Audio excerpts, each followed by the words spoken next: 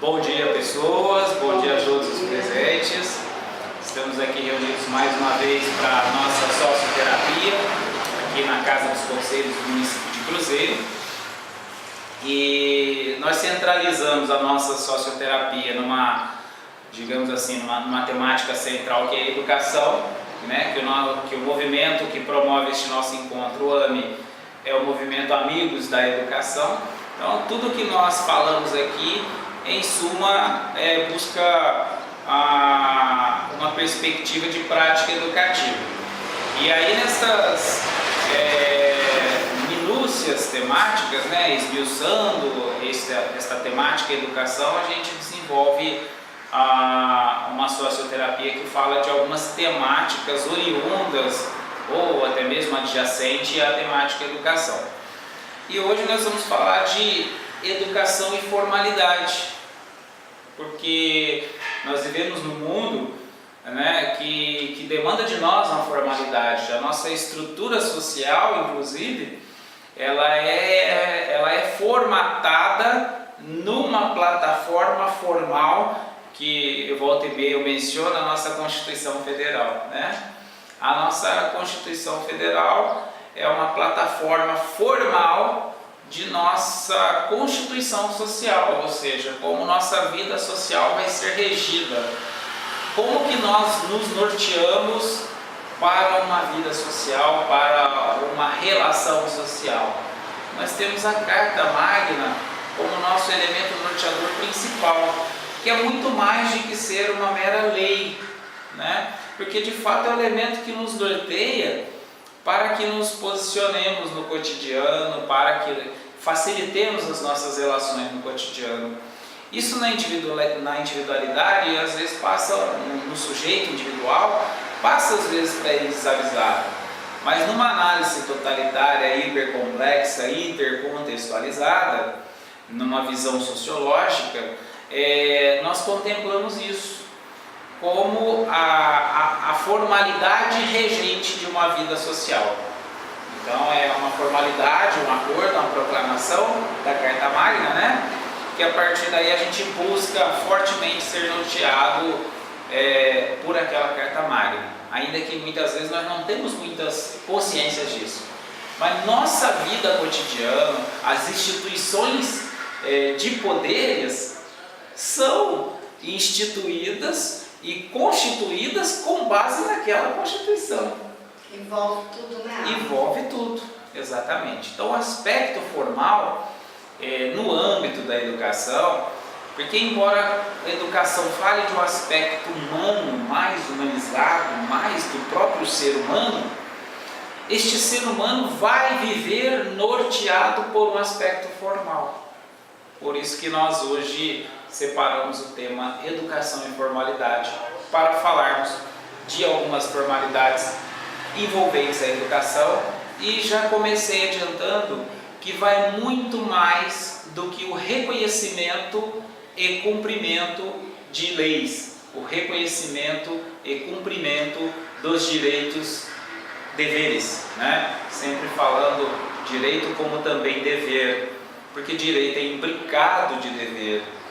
Muitas vezes supõe-se que direito é uma coisa e dever é uma outra coisa, mas ambos são imbricados. Volta e meia tenho dito isso, não me canso de dizer, como Jalal Rumi no século XIII já dizia gritantemente, né? Não há a menor dissociação entre direito e dever. O direito em si é também o dever, e o dever em si é também o direito. Ligados. Estão completamente ligados, né? Estão completamente imbricados. Inclusive eu sempre digo que a própria Carta Magna, que é uma carta de direito, é antes de tudo uma carta de dever, porque quando ela diz assim,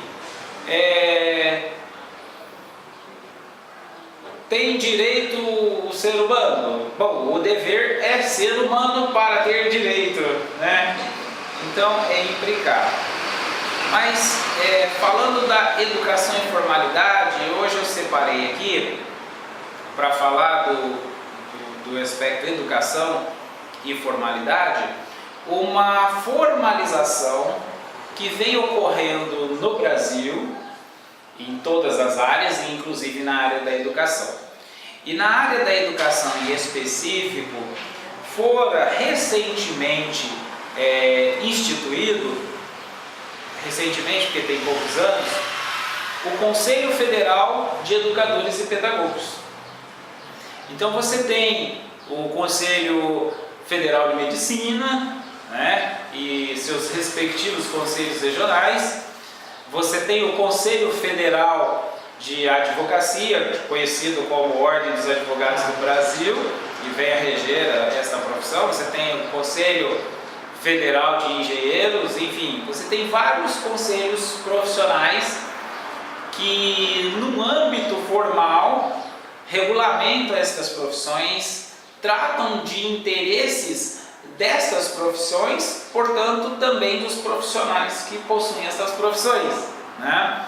O Conselho Federal de Educadores e Pedagogos nos chama muita atenção, porque o educador é talvez a profissão mais antiga do mundo, né?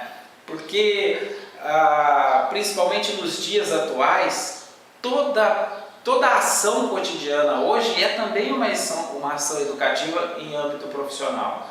Todo profissional, o médico, quando está consultando um paciente, ele não está educando também o paciente quando ele diz: olha, faz isso, faz aquilo, coma melhor, não fume, não beba, coma vegetais apenas, privilegie vegetais, enfim, ele está numa prática educativa também.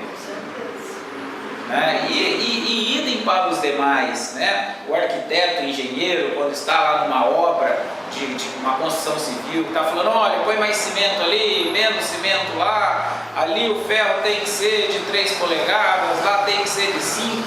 Ele está numa ação educativa. Então nós observamos que o aspecto educativo ele contempla todas as demais. Logo, nós vamos observar que a educação é como se fosse a primeira das profissões, ou pelo menos uma das primeiras. Mas o aspecto formal dela está vindo bem depois destas algumas que eu citei. A medicina, o direito, né, a advocacia, e a engenharia e a arquitetura. Vem surgindo depois, né? Conselho Federal de Serviço Social, né, também já possui décadas. E para educadores, nós temos um conselho recente, né? Então nós temos o Conselho Federal de Educadores e Pedagogos, mais voltado para o pedagogo mesmo. Porque quando a gente fala em educadores, você tem o licenciado em matemática, que não necessariamente é um pedagogo. Você tem um licenciado em física, você tem um licenciado em história, que não necessariamente é um pedagogo. Contudo, a Política Nacional de Educação tem privilegiado o educador pedagogo, compreendendo esse educador como aquele que não basta que ele seja um licenciado em matemática, em física e química, não basta que ele seja apenas um licenciado em alguma área técnica, em alguma disciplina técnica, né? Em alguma disciplina científica. Ele precisa ser também licenciado na arte de ensinar, que é a pedagogia, na disciplina científica que estuda as metodologias de ensino-aprendizagem, as formas de ensino-aprendizagem, a forma de relacionamento no espaço de ensino-aprendizagem. Então, privilegiando o pedagogo. E este conselho é recentemente instituído. Que bom saber que o pedagogo é tão bom assim. Que bom saber que o pedagogo é tão bom, tão importante, né, Isabel? E só os bons pedagogos, como os aqui presentes, sabem que é importante saber destas coisas importantes, né? Importante, sim. Exatamente. Então, o pedagogo vem sendo privilegiado e a Política Nacional de Educação vem entendendo a importância desse. Por que ela vem entendendo a importância deste profissional, pedagogo? Porque compreende-se que toda dificuldade no espaço de ensino-aprendizagem, falando agora especialmente das dificuldades e desafios no espaço de escola, é porque ali está ausente o pedagogo excelente. Ô Alan, você está fazendo alguma crítica? Não, estou fazendo uma constatação que a Política Nacional de Educação vem trabalhando em cima dela, porque já vem compreendendo que as dificuldades nos espaços escolares, nas escolas, é exatamente porque falta pedagogos excelentes, porque não são suficientes pessoas que estejam licenciadas em disciplinas científicas, porque num processo de formação do ser humano, ele precisa de muito mais do que aprender a fazer conta, ele precisa de muito mais do que conhecer a história do mundo. Como diz o excelente pedagogo Tião Rocha, meu amigo, antes de eu ensinar a história do mundo para o meu aluno, eu quero saber da história dele, da história de vida dele, como que ele chegou até aqui, como que ele vive para chegar aqui todos os dias. E eu só aprendi a ser este educador, Tião Rocha falando, quando um dia um aluno meu, o melhor aluno da minha sala, pulou de um prédio, aos 14 anos de idade. E aí eles, aquela situação, e um dia chegou para dar aula, soube que o garoto tinha feito isso, e foi lá até o velório do garoto. Chegou lá no velório, os pais do garoto de 14 anos estavam lá. E aí quando viu ele lá, o senhor é o Tião Rocha? Eu sou o Tião Rocha. Então o senhor vai saber nos explicar o que é que aconteceu. O Tião Rocha falou, como assim? O que aconteceu? O que aconteceu com o meu filho Álvaro? Por que ele pulou do prédio? O senhor sabe me dizer, Tião Rocha? Eu não faço a menor ideia. Mas por que vocês estão me perguntando isso? Estão dizendo que eu vou saber responder. E os pais disseram assim, porque Tião Rocha era o nome que ele mais falava dentro de casa todos os dias. Tião Rocha então diz que cai a ficha. Cai a ficha porque aquele aluno o tempo todo falou com ele e ele não ouviu. Ele não chegou a conhecer. Ele não chegou a conhecer aquele aluno. E o aluno conhecia ele muito bem. E aí ele diz que depois desse dia ele aprendeu com o Álvaro que antes de falar de história do mundo, história geopolítica, ele ia falar da história de vida das pessoas que com ele estivessem no espaço de ensino-aprendizagem. Então a Política Nacional de Educação vem constatando a importância do pedagogo, que na origem do termo, na etimologia do termo pedagogia, que é a ciência, a arte de ensinar, e como arte, portanto não é apenas uma disciplina técnica, vem contemplando este como uma figura crucial, precípua no espaço de ensino-aprendizagem. E obviamente muitos licenciados também são licenciados em pedagogia, assim muitos estão fazendo na atualidade, buscando, inclusive hoje é obrigatório que o professor seja também licenciado em pedagogia. Então, como a pedagogia tem ganho esta importância, surge com isso um Conselho Federal para regulamentar, reger, orientar esta atividade profissional de educador e pedagogo. Apoiar ele. Né? Apoiar ele, orientar, dar um suporte em forma de conselho, né? E o que nós vamos começar a observar nessa formação deste conselho? Um aspecto formal do educador sendo desenvolvido, o aspecto formal profissional. E quais seriam as vantagens, né, de termos um Conselho Federal de Educadores e Pedagogos? Bom, são N vantagens, que o próprio Conselho poderia falar muito melhor do que eu. Mas aqui eu quero apontar algumas coisas que para nós em nosso município serão muito importantes. Essa é ótima, né?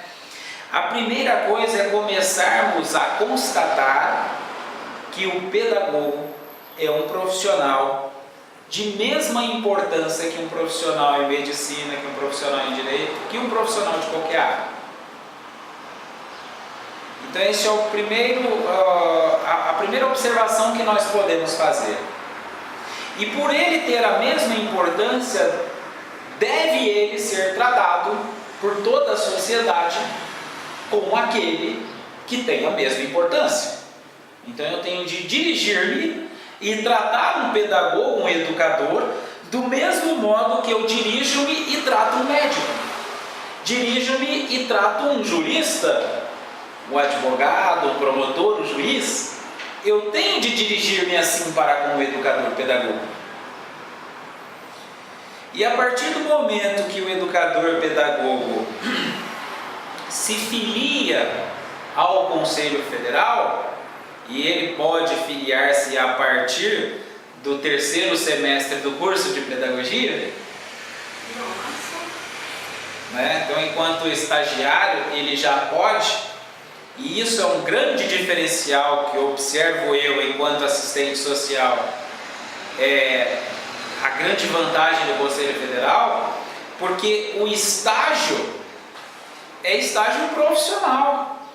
O estágio não é um espaço exclusivo teórico, não é um espaço exclusivo de ensino, é um espaço de processo de formação profissional, logo também é uma profissionalidade. Ele é o estudante, mas também é profissional, porque ele já está num processo de formação profissional. Ele pode não ser ainda um profissional formado pleno, mas ele já tem no seu cotidiano ações profissionais. E o conselho percebe isso e associa o estagiário com aquele que já pode fazer parte do conselho profissional, para que ele inclusive tenha presencialidade no conselho, ou seja, o estagiário pode reivindicar diante do Conselho Federal de Educadores e Pedagogos. Ele pode tanto reivindicar diretamente para o conselho, como reivindicar para a sociedade como um todo. Ou seja, olha aqui, eu sou filiado ao conselho, me trate como médico, como juiz, como promotor, como advogado. Ele vai ter o espaço dele. Ele vai ter o espaço dele. Porque formalmente ele vai estar consolidado agora como esse que é representado por um Conselho Federal. Isso é muito bom. Isso é ótimo! Isso é muito bom. Isso é ótimo! Né? Gostei de saber disso. É muito bom. Então, uma vez que eu sou aquele filiado enquanto estagiário, quando alguém eventualmente estiver, e é comum as pessoas estarem desavisadas de muitas coisas, é natural. Ninguém detém todos os saberes, todos os conhecimentos inerentes a todas as profissões, a todos os códigos de ética. Então é natural que alguém desavisadamente possa solicitar a um estagiário em pedagogia que ele faça alguma coisa que ele não deve fazer. É natural. E se ele estiver amparado por um conselho, ele vai ter mais condições de esclarecer que ele tem o dever de não realizar determinadas coisas. Ele tem o dever de não realizar determinadas coisas, que às vezes desavisadamente solicita-se dele que ele realize algumas coisas. E vice-versa. Eu também terei condições de apresentar aos estagiários, eu também, educador, representado por um conselho, estagiário, nós temos um Conselho Federal que nos representa. Algumas coisas devo eu te solicitar e algumas coisas você pode buscar saber antes de eu solicitar-lhe. Vai fazer nossa vida melhor. Nós vamos ter esse apoio agora. Nós vamos ter esse apoio. Então, nós temos N vantagens, que eu disse que o Conselho Federal poderia dizer melhor do que eu, mas já apresento aqui para o nosso município. Uma das vantagens de termos o conselho nos representando, porque o conselho, como o nome sugere, é um conselho que nos representa, né, que vai tratar de assuntos de nosso interesse enquanto educadores e pedagogos. Então, o conselho, nessa representatividade, formalmente nos dá esta representatividade.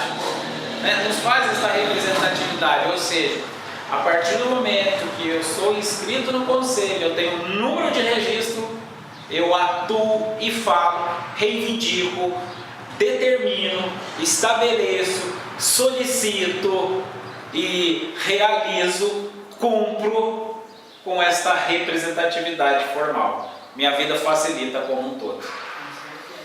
Por que eu chamei a atenção do aspecto formal da Constituição?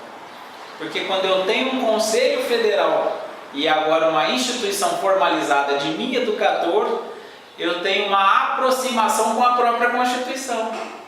Em grosseiras palavras, eu posso reivindicar com mais categoria os direitos e deveres constitucionais.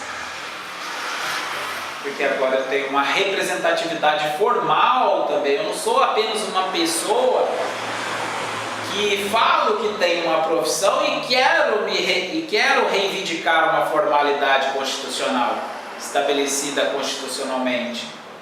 Eu tenho um conselho federativo formal me representando.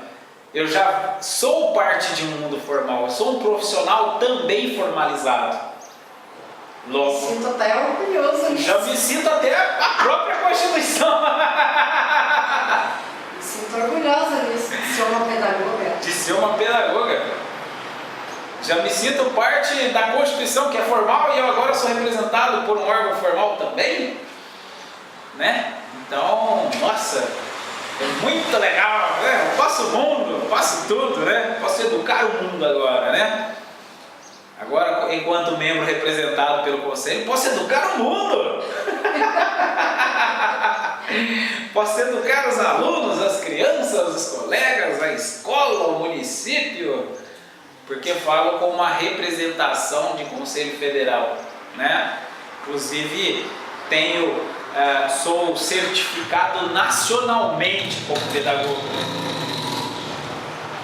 Posso a qualquer lugar do Brasil falar e provar e agir como um pedagogo. Não tem apenas uma formação que me licenciou como um pedagogo. Eu sou agora também aquele que tem uma representatividade formalizada diante de um Conselho Federal, onde então eu reivindico, cumpro, realizo, determino, estabeleço, solicito, cumpro, né? Enfim, tenho com mais clareza minhas atividades profissionais. Então nós observamos quantas vantagens, né, nós temos uma vez que nós somos representados por um Conselho Federal. E eu disse e repito mais uma vez que o próprio Conselho poderia nos dar muito melhor do que eu apenas aqui enquanto assistente social estou apenas, né, como mediador da socioterapia aqui, mediador da socialização dessas informações, apenas agregando algumas noções, alguns conceitos, algumas possibilidades diante da filiação ao Conselho Federal, mas chamando a atenção que muito mais do que ficar numa expectativa de que o Conselho poderia me fazer, ainda que ele nada me faça, o simples fato de eu ser representado por um Conselho Federal, eu já trago prerrogativas de representação nacional. Olha só! Importante, hein? Importante, né? Posso até falar direto com o presidente. Agenda o horário para mim, presidente da República, né? Brincadeiras não à parte, mas conjunta da nossa realidade, mas falando seriamente, né? E sempre seriamente, não tem nenhum empecilho que venhamos introduzir o humor na nossa fala, né? Sempre com a preservação ética. O que nós estamos observando é que isso nos dá de fato, porque quando eu falo formalidade, representação nacional, brinquei, mas para atinar para um detalhe fantástico existente na Constituição Federal, onde lá diz que todos são iguais perante a lei. E com uma representação formal, eu tenho mais condições de esclarecer sobre esta atinência a qual agora eu faço. E esta atinência a qual agora eu faço já é observado pelo amigo Paulo Freire em uma das falas dele, quando ele diz que muito mais do que deter um conhecimento é ter um saber introjetado. Em outras palavras, Michel Foucault vai dizer que uma vez que eu apreendo um saber, eu detenho um poder. Olha que coisa interessante que eu estou dizendo aqui. Quando eu apreendo um saber, quando eu participo de uma reunião dessa de socioterapia, apreendo um saber, eu já a partir daí adquiro um poder. O poder consiste no saber. E o saber aqui sendo definido como um conhecimento introjetado, interiorizado, sentimentalizado. Logo, eu não sou aquele que reivindico por direitos. Eu sou o direito personificado. Eu sou o direito vivo. Eu não reivindico, eu vivo. Ponto. Acabou. Eu não vou esperar ninguém prover o meu direito. Eu sou o meu próprio direito sendo provido por onde quer que eu vá. E quando eu tenho o Conselho Federal enquanto meu representante, eu sou aquele que agora sou o direito vivo, provendo-se com uma representatividade formal neste meu prover. Ou seja, eu agora também provenho o meu direito e dever com um número de registro, com uma formalidade. Se alguém tiver alguma dúvida, eu carimbo com o meu número. Se alguém tiver alguma dúvida, tome o meu carimbo e leve ao Ministério Público, aos tribunais de justiça, às instâncias que têm poder para questionar-me. Posso provar, né? Posso provar, né? E como a vida fica maravilhosa quando a gente introjeta saberes. Quando a gente fácil. Fica mais fácil. Quando a gente socializa informações que de fato são informações importantes, passíveis, necessárias de serem importadas para o sujeito em sua individualidade, é quando a vida vai facilitando para todos nós. E por isso que eu não canso de imbricar e elucidar a noção de direito e dever. Porque ao mesmo tempo eu estou aqui também, colocando o dever imbricado com o direito, para que tenhamos mais condições de realizar. E como vai dizer o meu exímio amigo educador Rodrigo Vinícius Sartori, professor doutor da Faculdade de Educação São Luís, também da Faculdade de Educação São Luís, tem o Rodrigo, tem um vasto trabalho, ele vem dizer sobre o quanto possibilidades vão abrindo-nos, quantas possibilidades vão surgindo diante de nós quando nós vamos apreendendo estes saberes.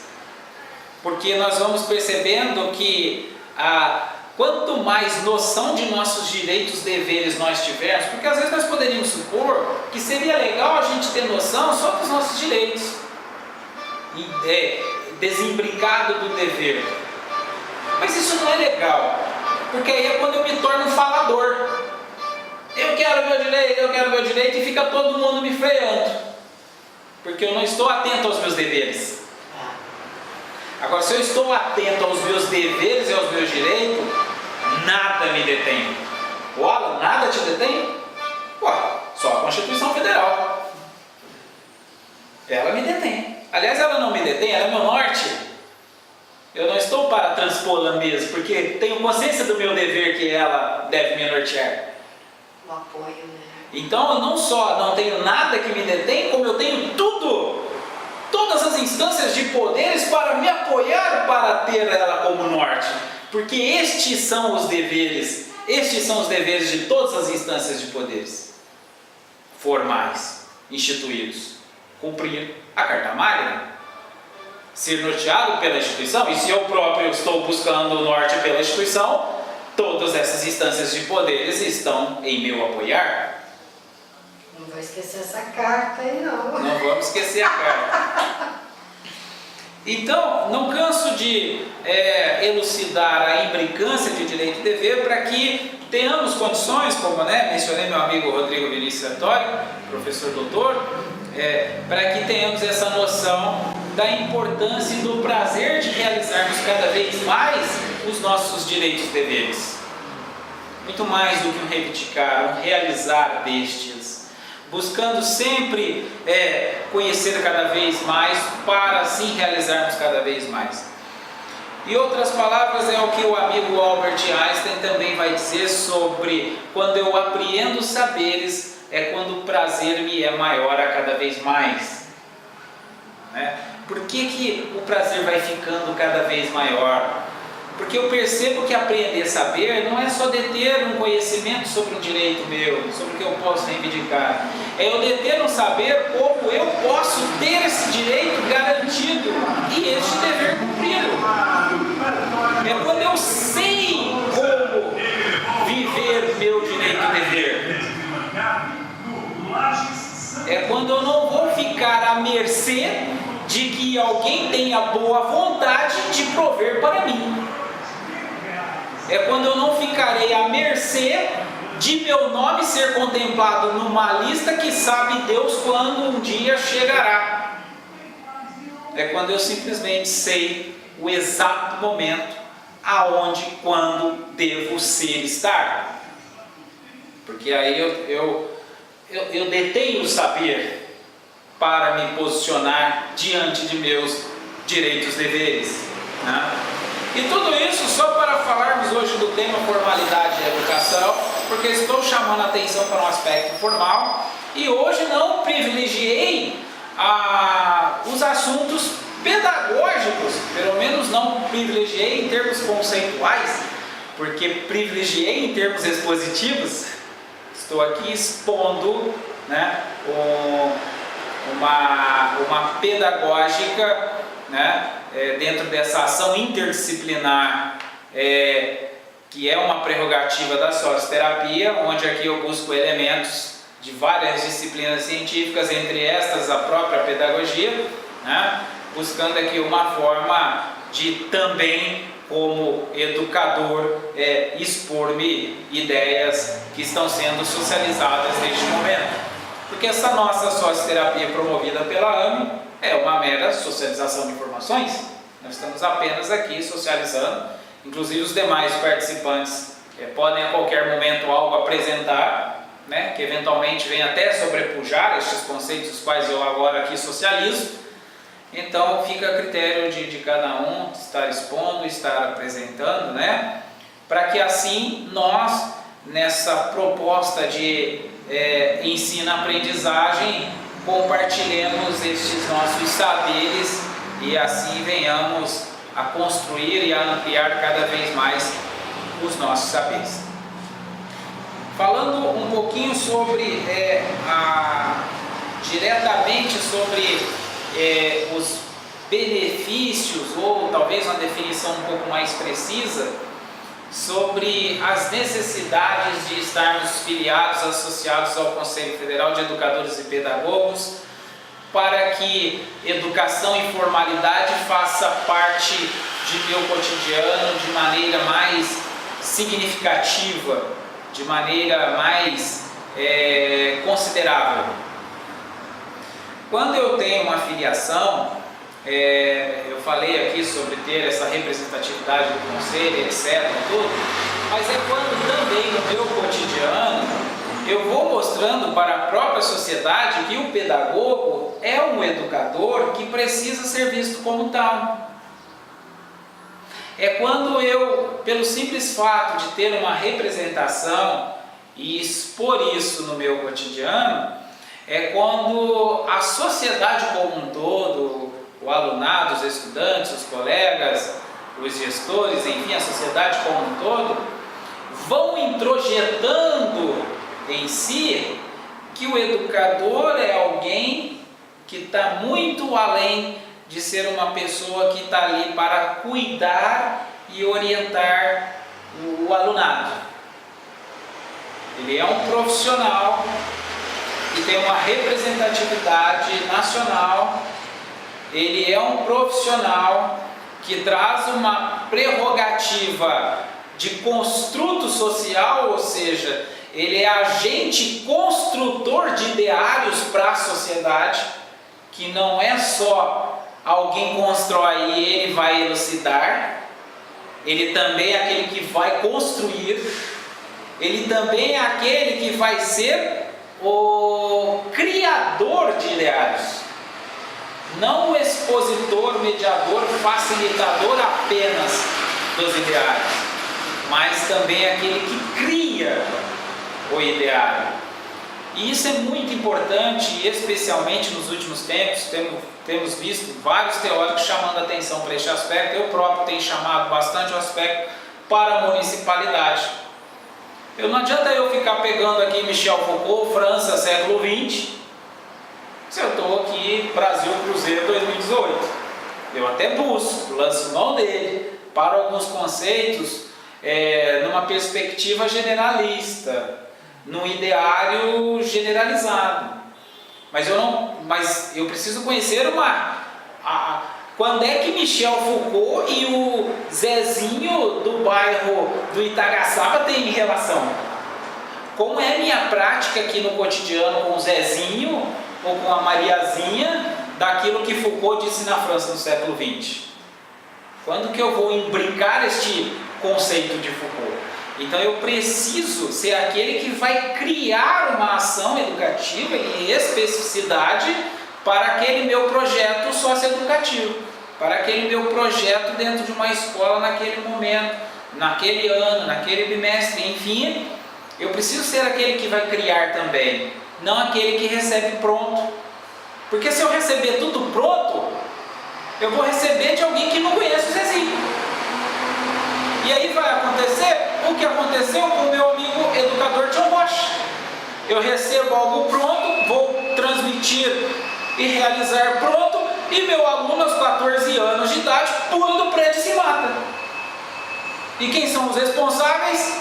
Todos que não me ensejaram eu criar naquele momento para atender à necessidade da singularidade do aluno. Porque embora falemos que educação é uma proposta de vida social, de relações sociais, de formação para uma vida social, eu jamais posso deixar de prescindir que este ser que forma é um indivíduo. É uma pessoa. Não é um CPF. É uma pessoa. É um ser humano. É um ser humano, com uma individualidade, com um objetivo, com uma necessidade única. A necessidade dele é única, é diferente de todos os demais no universo. A personalidade dele é a própria. A personalidade dele, exatamente. Então, eu sou aquele que vou atuar dentro de um projeto socioeducativo que contemple uma necessidade social, mas eu vou agir com sujeitos individuais, como eu aqui agora estou agindo. Tanto que eu estou aqui falando e interagindo trazendo o que eu trago no meu cotidiano, o que eu absorvo no cotidiano, o que me apresentam de necessidades neste cotidiano, o que me apresentam aqui agora. Todas estas nossas reuniões de socioterapia, antes de iniciar, é decidido qual vai ser o tema, justamente para atendermos a necessidade aqui. Eu não posso determinar um tema e trazer para cá e impor nos participantes. E se não for esta a necessidade dele? Eu vou estar falando de uma coisa que não atenda à singularidade daquele indivíduo. Logo que eu estou falando não serve para ele, logo eu deixo de ser o mediador, o educador, o facilitador, um aprendente neste processo. Eu vou ser um falador só, né? E parece que eu já não sou tanto, né? Mas eu devo atentar-me pela necessidade da singularidade, para que assim eu possa atuar numa perspectiva de educação de excelência, que é quando eu estarei a perceber a possibilidade de minha realização excelente, pelo simples fato de estar atento quais seriam as ações de excelência naquele momento. para aqueles sujeitos, com suas necessidades, com seus objetivos. Todos nós com uma meta a ser realizada, cumprir nossa cota, nossa fração nesse processo educativo, né? E aqui, chamando a atenção pela formalidade, né? Nós estamos aqui cumprindo nossa parte deste processo educativo de formação de pessoas, né, dentro de uma sociedade, pois como nós vimos, nossa socioterapia, que é uma técnica de prerrogativa interdisciplinar, né, sendo resumidamente uma ação reflexiva e educativa, de consequências terapêuticas proativas, porque nós nos sentimos simplesmente com o bem-estar elevado após cada reunião, né? Não numa conotação psicológica, que não é o objetivo. Mas nossa socioterapia ela vem a promover o fortalecimento institucional, como já falei por vezes, né? Ela vem ela vem a fomentar esta organização coletiva e ela é destinada a essa integração social. Quando a gente vai conseguir nesta integração compartilhar melhor as nossas necessidades, porque quando que nós vamos compreender melhor nossas necessidades? Quando nós estivermos cada vez mais integrados. Porque não tem como eu expor minhas necessidades se não estão integrados a mim para ouvirem minhas necessidades. E não tem como eu ouvir a necessidade do outro se eu não integro-me ao outro para ouvir sua necessidade e assim ambos satisfazermos nossas necessidades. Então eu necessito priorizar, né, esta integração. E essa nossa formalidade aqui hoje era para que falássemos da importância de sermos estes educadores, pedagogos, que também devem trazer esta prerrogativa de formalidade, porque, embora talvez nós não tenhamos muita consciência disso na prática cotidiana, porque o objetivo do educador é a aprendizagem, e às vezes a gente acaba sendo tendenciado a desprivilegiar os aspectos formais, porque no cotidiano, especialmente numa pedagógica infantil, a gente não vai pedir para a criança assinar, carimbar, né? A gente não será burocrata com a criança e a gente naturalmente não tendenciaremos a essa vivencialidade formal.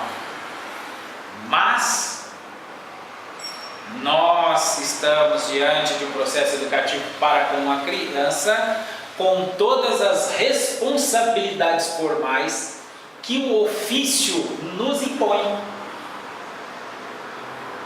Eu estou ali, eventualmente, não tendenciando a ter a formalidade, mas a formalidade está atenta a mim. A Constituição, as instâncias de poderes e os agentes constitucionais estão atentos às minhas práticas. É quando muitas vezes nós podemos inclusive incorrer por situações das mais complexas, por não atentarmos esta formalidade existente, permanente no nosso cotidiano. Estamos envolvidos, comprometidos, submersos nessa formalidade. Se a gente não se atenta, essa formalidade pode, de algum modo, nós sem intenção, podemos ter de responder por coisas das quais nós não quereríamos e não intentamos por responder. Simplesmente porque não atentamos por uma formalidade que era existente. Que é existente, permanece existente, né? Então, por isso, estou atinando pela necessidade, de modo proativo, irmos de encontro a esta formalidade. Irmos de encontro a uma formalidade que nos elucide melhor sobre estas formalidades inerentes ao profissional educador-pedagogo, inerentes ao ofício, né, da profissão, da atividade de pedagogia, da atividade de educação, e aí vamos cada vez mais absorvendo elementos que nos subsidiem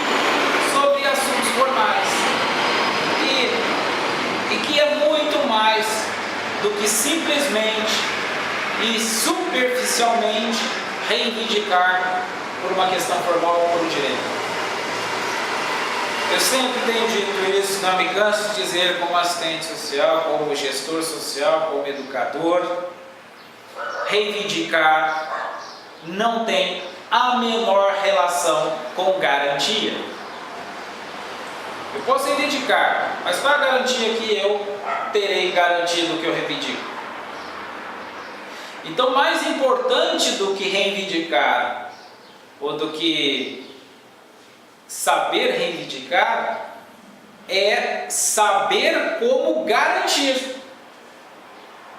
E saber como garantir não tem quase nada a ver com reivindicar. Tem a ver com ser. Por isso que eu não desembrigo direito e dever, porque é quando eu sou aquilo que eventualmente eu iria querer reivindicar. É quando que eu eventualmente poderia reivindicar, naturalmente já me é oferecido dado. Porque eu já vivo a reivindicação, eu já sou a reivindicação com minhas ações. Eu já me posiciono reivindicativamente. Eu já me posiciono cumprindo os requisitos que me daria condições para reivindicar. É quando naturalmente, consequentemente, os atores envolvidos no processo me ensejam, me propicia, me proporciona, me realiza, me permite cumprir, me permite realizar, me permite, enfim, né? Como já falei, naturalmente, tudo muito natural, né? Por isso que é muito bacana a filosofia, né? A filosofia, como diz meu amigo doutor filósofo Francisco Regis de Moraes, não é um emaranhado de coisas que paira sobre a mente de nós réis mortais. É apenas o simples cotidiano. É que a filosofia nos dá uma forma complexa de observar o simples. O dia a dia. O dia a dia, mas ela serve para o dia a dia, ela tem que servir para o dia a dia, ela tem que estar a serviço do cotidiano, né? Do simples cotidiano. Bom, então, finalizando aqui, alguém quer fazer alguma pergunta, alguma colocação? Está tudo bem até aqui, embora o espaço é aberto constantemente para estas perguntas, colocações, pois nossa fala aqui é democrática, né? Todos podem falar a qualquer momento o que quiser. Eu só queria finalizar dizendo sobre a importância da formalidade e educação. Perceber que educação, sem sombra de dúvida, sobrepuja a figura do ser humano, mas para eu ter condições de agir com este ser humano, para eu ter condições de atuar nesse processo educativo para com o ser humano, para eu subsidiar-me de elementos que me dê condições de agir nesse processo educativo para com o ser humano, atentar para os aspectos formais é o que me subsidiará, é o que fomentará esta minha realização que eu almejo ser de excelência, porque quando realizando de excelência é quando tudo mais me será cada vez mais prazeroso, como assim disse o amigo Albert Einstein. Bom, então agradeço mais uma vez a companhia de todos vocês, muito obrigado pela participação, pela socioterapia e até o nosso próximo encontro. Até mais!